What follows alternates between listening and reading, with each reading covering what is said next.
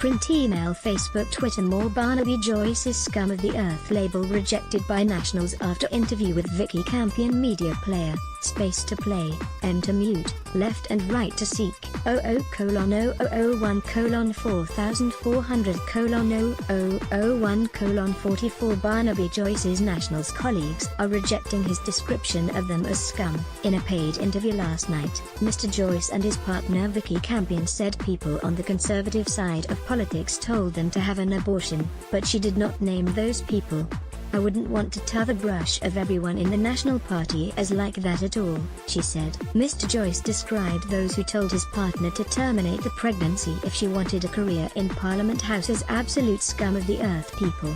Nationals leader Michael McCormack, who replaced Mr. Joyce as Deputy Prime Minister, said on Monday he knew nothing about it. "If there was a conversation made, then that was a conversation made between the alleged person who said it and Barnaby and Vikki," Mr. McCormack said.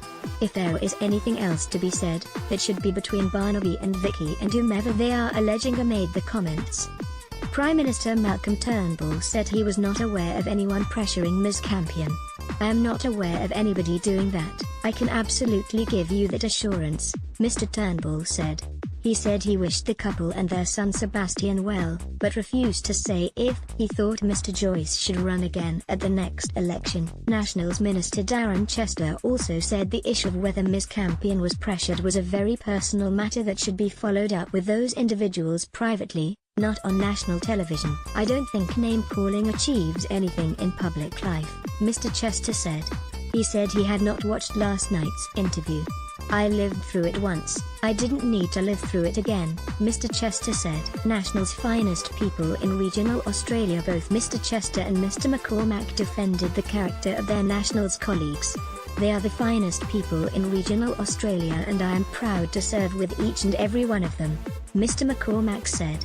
Mr. Chester urged the couple to resolve any issues they had with people directly, not collectively describe people in that manner.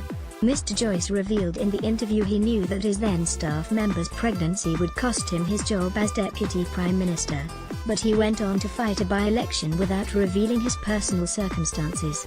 Former Nationals leader Tim Fischer said Mr. Joyce had a lot of bridge building to do. He said it was not certain Mr. Joyce would be chosen again to run for the seat of New England, or that he would win it. "It will be the people of New England, National Party pre-selectors and the electors at large who will decide whether they want another term of Barnaby or not," Mr. Fischer said. Former Prime Minister Tony Abbott said he had not seen the interview, but that he thought Mr. Joyce could continue his political career. "This is obviously a very low point in his public life, let's just see what happens," Mr. Abbott told 2GB. "I think that if he wants to he still has quite a bit more to give to our country." Print email Facebook Twitter